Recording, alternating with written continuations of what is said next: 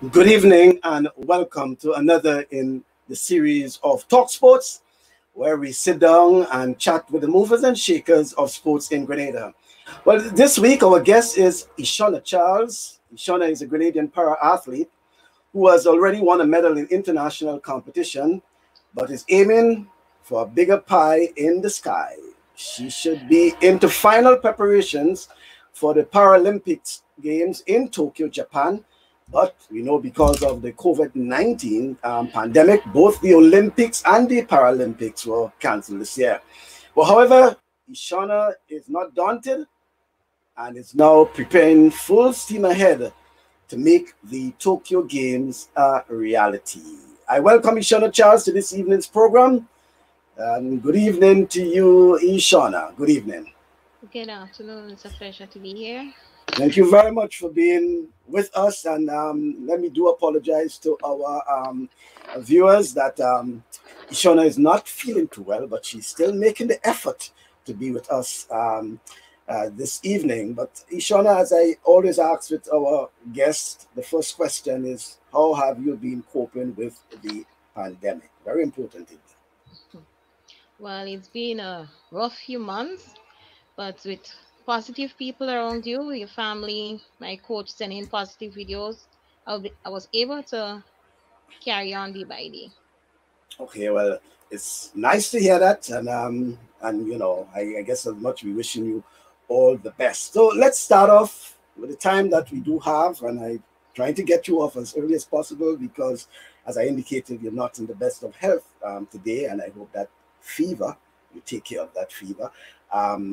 So what you have been doing in the meantime during the pandemic, which basically would have curtailed, your full preparations. What have you been doing? Well, I've been doing little training at home on and off, not every day, but I used what I have. When I feel up to it, I did. When I was down, I didn't do anything. Okay, and in terms of your pet event, which is javelin, um, what sort of preparations you have been doing, especially where there is no major competition for you to participate in? Right now, we're working on weight management. I've put on a little on the heavy side, so we're trying to get that under control right now before we move out into the field. Okay, and right, but I've seen you in training, not just with the javelin, but I also saw you with the discus. Is the javelin the only event, or you participate in most of the field events? Locally, I participate in most of the field events, but internationally, I only do the javelin. Only the javelin, okay. And Ishona, probably we can start off by, when I say start off, if you can lay the basis of how you were, well, you were able-bodied before, so how you became, part of the being in Paralympics or being a para-athlete. What brought you to this situation? Well, in 2005, I was attacked at my home where I lost part of my left arm.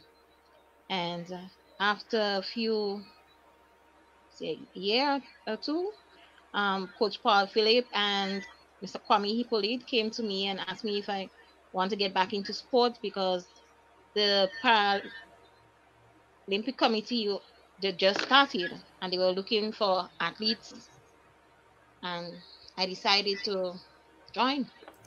Well, I get the impression you were an athlete before. I mean, when I said athlete, you participated in track and field before. Most of my life. In what particular events? Running, javelin. The last event I did was javelin. Javelin. So yeah, Okay. so I just stick with it.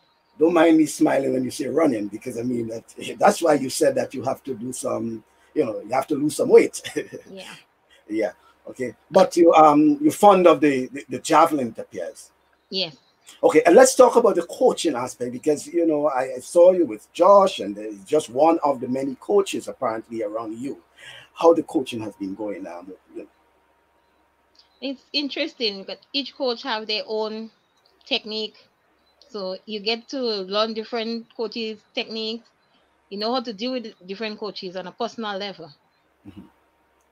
That's and getting back to when you got in, well, when you return, I should say, to the track and field and particularly the field events, how it has been for you in terms of the transition, knowing that you were able-bodied before, then you had this injury and you had to be out for a while, and then obviously you have to acclimatize now. How was the transition back into regular throwing? In the beginning, it was a little difficult to try to get the balance with one hand, but it was an interesting process. I got to love it, and it's a smooth flow now. Okay, and let's talk a little about your international exposure, international experience. Let's talk how many events you have participated in, and describe what the experience is like. I've been to two international meets. The first one was the Arizona Desert Challenge.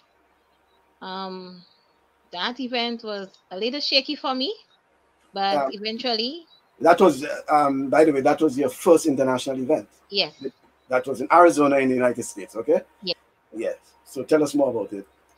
It was a little shaky for me since it's my first international event, but a little pep talk from the coach made me go out there and do what I had to do.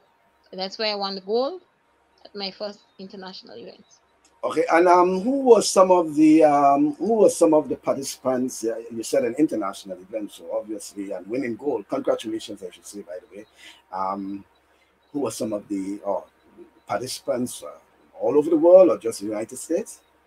No, he had participants from Canada, Mexico, Brazil, a few of the other places. So that was your first taste of international competition, Yes. international stardom. Congratulations once again. Then And you also participate in the World Championships. yes, I did. That's in Doha, Qatar. That would have been last year, Yeah. 2019. Yeah. So tell us about this competition now. Uh, that game for me was even bigger than the Arizona games. This one, I was really nervous. I had coach tell me, you know what you come here to do. You got to do what you have to do. I tried my best, but I was not successful at that time. But I got to meet most of the world class athletes, like Holly Arnold, and so I know who I'm up against coming going into the Paralympic Games, hopefully next year. So what would that meet in particular? Because yes, you won gold in Arizona, then you went on to the World Championships, where the top competitors from around the world, and most likely those who you'll be coming up against at the Olympic Games. So what that would have taught you, and in terms of going back home and preparing for the Olympic Games. But it told me that I need to work on I need to have my technique in top shape. Having speed and no technique doesn't make any difference. All right. Well, speaking about techniques, let's just watch this and then we'll get back to the discussion.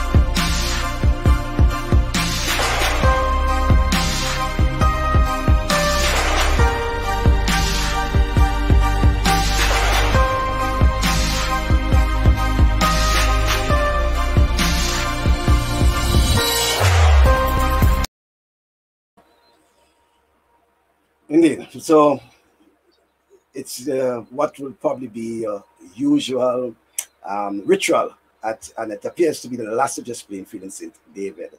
What exactly, if you can describe what exactly has been going on there? So there we were working on some javelin techniques and drills. We had to do a short video to go to Japan for a training program they had there. So we had to make a video of me doing my techniques and so. Okay. And in the, by the way, for those who are looking on, that one of your coach, um, I think it was Josh Hazard. I think his name came up there, Josh Hazard. Yeah. And then in the start of the video, I think there was Paul Phillip, another the coaches. He was on the far side as well, and we know Paul Phillip is also the coach of the world champion Anderson Peter. What sort of motivation you get into having these folks around you, like the Paul Phillip and the Josh Hazard, and being, you know, being coached by someone who would have coached a world champion? What sort of motivation, inspiration you have in preparing for your international events? Well, since he can make world champion, he made other athletes before. We had Kieran Francis. He was good in javelin as well.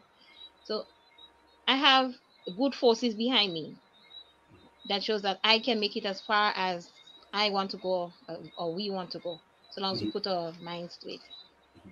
And no point in time, despite your disability, have you been pressured in terms of the mind, in terms of giving up or anything like that? So, No, I live life to the fullest. yeah.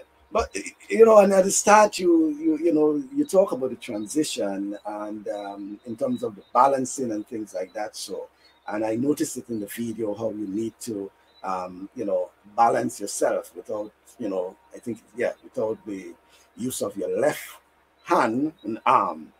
Um, what sort of you know, physical therapy or whatever is that you had to go through or still being processed in terms of going, you know, participating in this sort of high level competition? Well, I had no therapy. I just try to keep most of my balance to one side, the right side, so in case I don't trip over to the left side. So everything about Ishona seems to be natural. Yes. That's interesting enough. So let's look more closely at preparing now for Tokyo 20, well, what should have been 2020, now 2021. What your program would be? I don't know if you have an idea now that it's canceled and you have another year to prepare and all of that. Have you been able to sit down with the coaching staff and put together a program that will lead you into 2021? At the moment, no, we started one early last year, but due to the pandemic, it wasn't put into practice. So I'm not sure if we're going to work with the same one or we're going to create another one. But we haven't sat down for the year and come up with it as yet. Okay. But any plans for any regional or international competitions? And I'm just brainstorming because I don't know of any so far, but any plans for participating in any of these competitions? If there's any available and we can go, then yes, we would love to. But at the moment, we don't know of any, so we're just hoping we could take part in whatever little competition we have at home.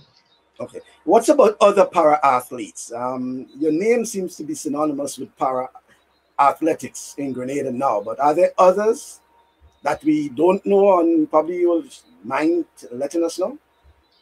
Actually, there's three besides me. There's a swimmer, and there's two para athletes training with my clubs and the track blazers at the moment. So apart from the swimmer, there are two others, Yes. track and field. What events in particular? Um, Javelin and athletics. So you do have competition in javelin. Well, with everybody at once. It's a male. So Oh, it's a male. Oh, yeah, it's a male. different. Oh, okay. No, all right, that's fine. Yeah, Okay. So two that's male good. and a Okay. female. But tell me now, what you think of para athletics?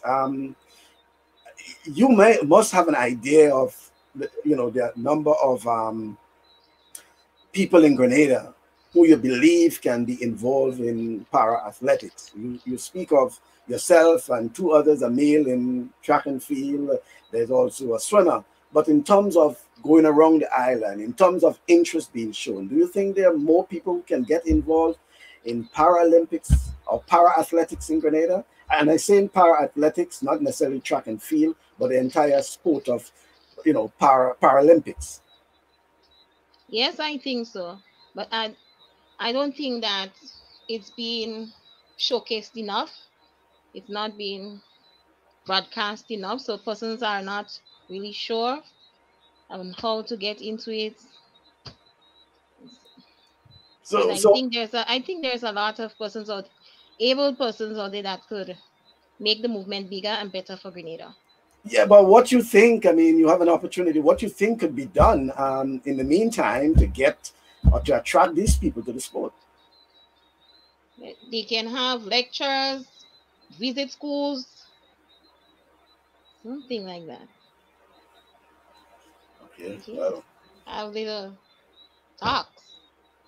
okay. Little, and I guess as much the competition is as well, because there is this notion sometimes talk, no action, and it's tend to be a bit boring for others. But in terms of the competitions, you yourself participate in various national championships, even though there isn't competition for para athletes, but you get yourself involved in in the regular you know Yes. track and field championships. What you think participating in these sort of competitions do to your psyche and your preparations? It builds my self confidence. And to me, that's an inspiration to others. Okay. And apart from the just the track and field, you also mentioned and swimming. You believe that there is a possibility, not just yourself, but a team of Grenadians who can qualify for the Paralympics in 2021? There should be enough. Mhm. It's to find them and get them into training to Mhm. make the qualifying standard. What's about the other athlete, the other javelin thrower, the male javelin thrower? Is he of quality that can you believe can make it into the the Paralympics? Yes, he can. Yes, he shows good improvement. You mind telling me his name?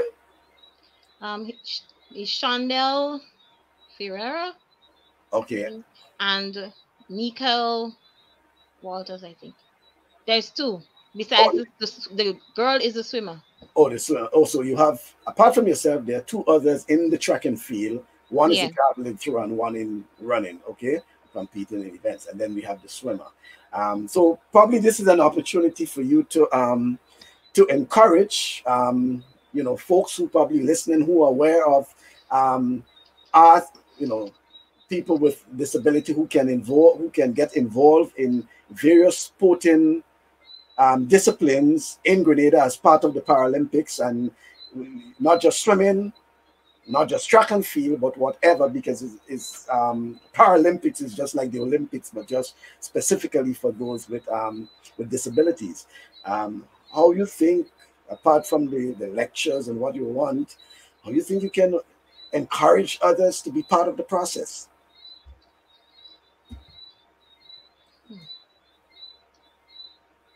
Mm. You know, I, Probably, okay, no, go ahead. Sorry, you're saying probably,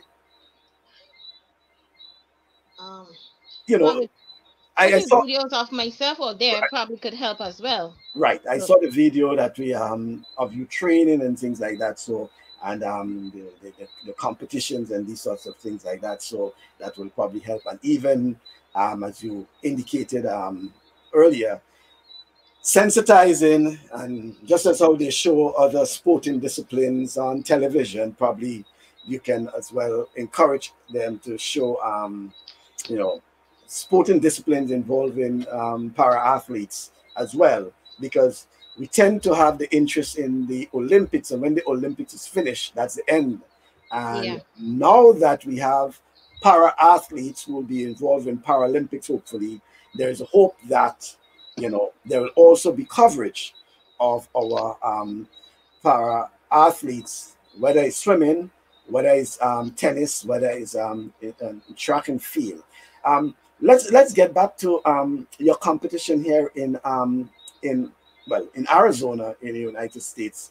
Um, if you can describe for us, normally, how would they characterize the athletes with disability in terms of their competition? I know there are some where there's categories, F16, F32, whatever it is they characterize them as.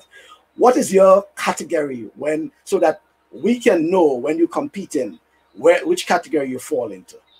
I fall under the F46. F46. Yeah. By the way, for those who listening, what it means? That's missing a limb below the elbow. Okay, the 46. Okay, and being by the way, being in F46, is that the most competitive category in the javelin? Um, I find so Why you find so? because in that category, you have persons like myself, I'm missing just below the limb, but you have others that is just missing the wrist. So, so some persons have more balance than others, and you have a lot of persons actually in that category.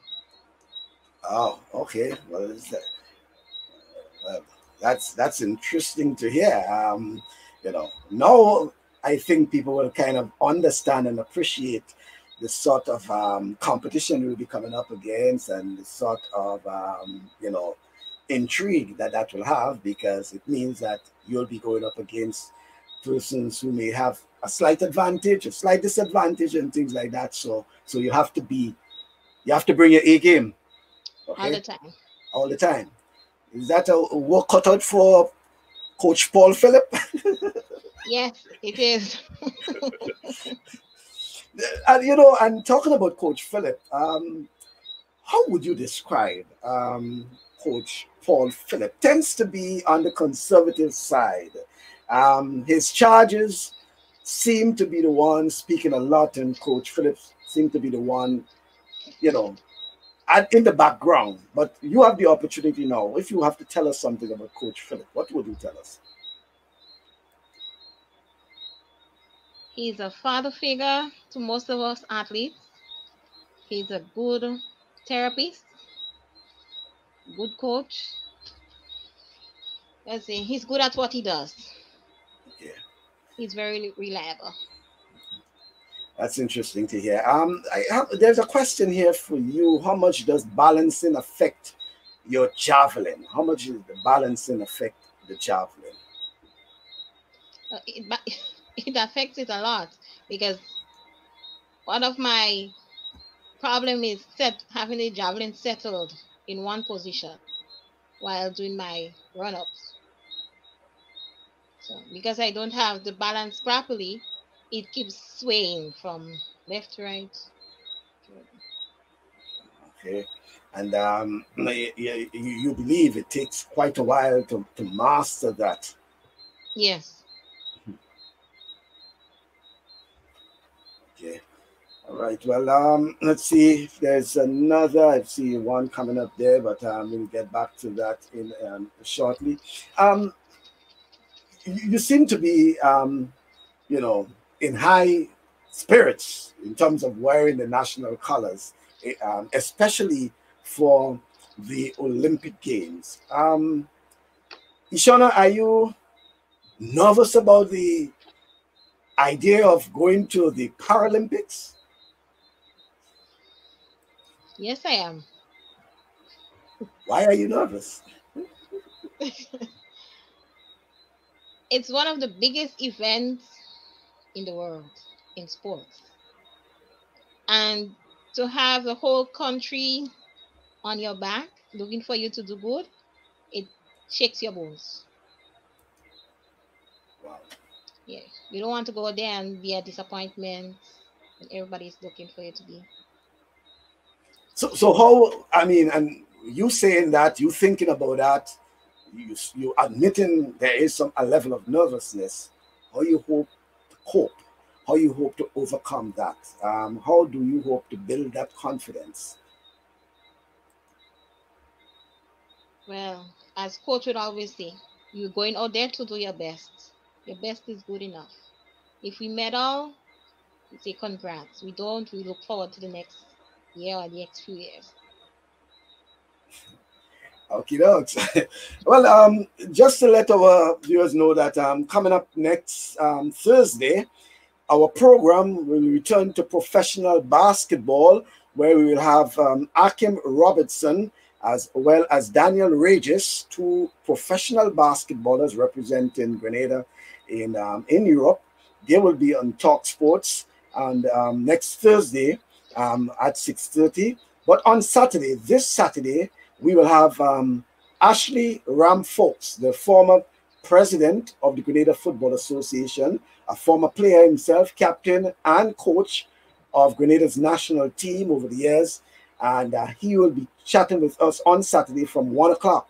Ashley Ramfolks will be with us. And the following Saturday, tell you, it should be back to back with our Saturday's program. We have Paul Roberts, a former national goalkeeper, former administrator, and a former station manager. But the main topic we'll be chatting about is the sports media, the state of the sports media in Grenada, because he has been the bastion of sports broadcasting in Grenada for a number of years. And just to let you know, for those who wondering, well, the St. Lucia Zooks defeated the Barbados Tridents to claim their first win in the CPL T20. And obviously some news for you, Ishona, because I'm sure you know Andre Fletcher. Andre Fletcher, he was among the runs. He was unbeaten on 16. They made 50 for 3. Actually, the Duckworth Lewis system, they had a target of 47 off 5 overs, and they got to 50 for 3. Barbados Tridents actually made 131 for 7. I know when it comes to things regarding St. David's, because you know, my friend Ishona Charles is the pride of St. David's, Coles Gap to be besides representing Coles Gap. So with a few minutes we have, because as we indicated at the start of the program, Ishona is not feeling that well. She's under the weather, but she had agreed to still be on the program. So we cannot go the full length as we expected, and we hope that she'll feel much better and, you know, recover fully.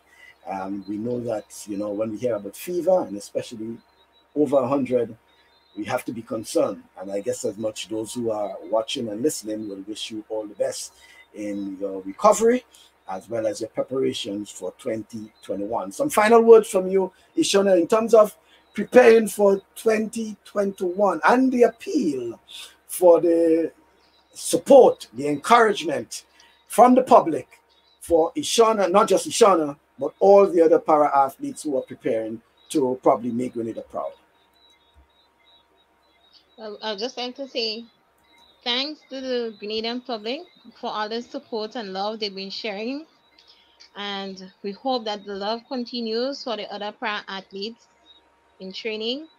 And we're encouraging anyone with a disability, whether you can run, swim, lift weights, come out and start training. You never know where life may take you. Okay, well, I want to thank you very much, Ishona. Thank you for making that effort, and we want to wish you all the best. I want to, first of all, wish you full recovery. As you indicated, you're not in the best of health for now, but still made the effort to be on our program this evening, and I thank you for that. And at the same time, wish you all the best in your preparation. We'll be following your progress as much.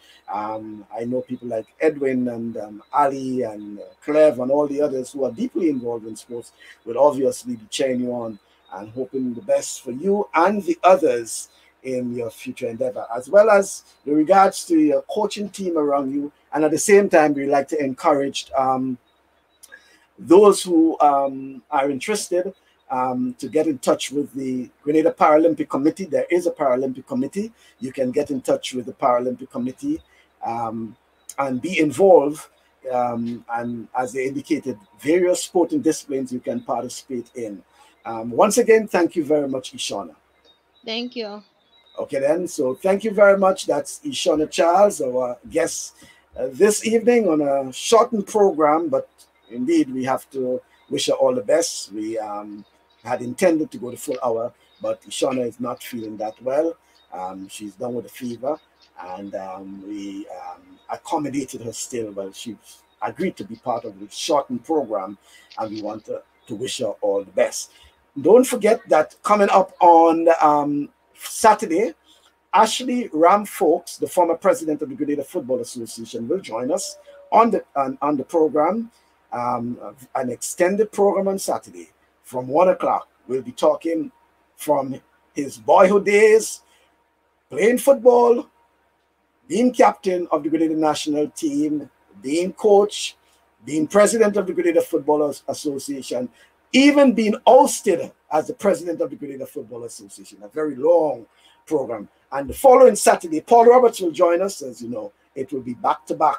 We'll be talking about a lot of sports. And these guys have given a lot of their years to sports in Grenada, sports and sports development in Grenada.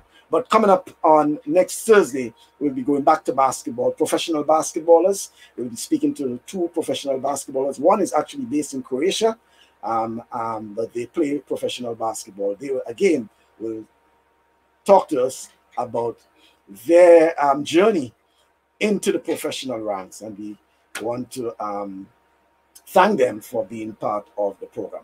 Once again, thank you for being part of this evening's program, and do join us on Saturday when we have another in the Saturday Sports special edition of Talk Sports.